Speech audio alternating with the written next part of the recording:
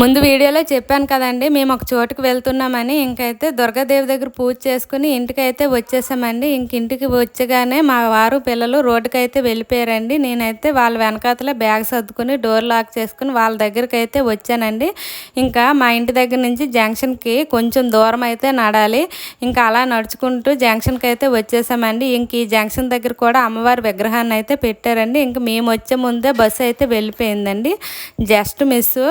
ఇంకా బస్సు వెళ్ళిపోయాక half an hour అక్కడే వెయిట్ చేసామండి. హాఫ్ అన్ అవర్ వెయిట్ చేయడం ఏమో కానీ మా పిల్లలు మాకు చుక్కలు అయితే చూపించారు. ఇంక వీళ్ళతో భరించలేక తినడానికి బిస్కెట్లు అయితే ఇచ్చేసాం. ఇంకా మేము హాఫ్ అన్ అవర్ కూర్చున్నాక బస్సు వచ్చింది, కానీ బస్సు అయితే చాలా రష్గా ఉంది. ఇంకైతే ఎక్కడానికి కూడా ప్లేస్ లేదు. చాలాసేపు నిలబడి ఉన్నాకైతే మాకైతే ప్లేస్ అయితే దొరికిందండి.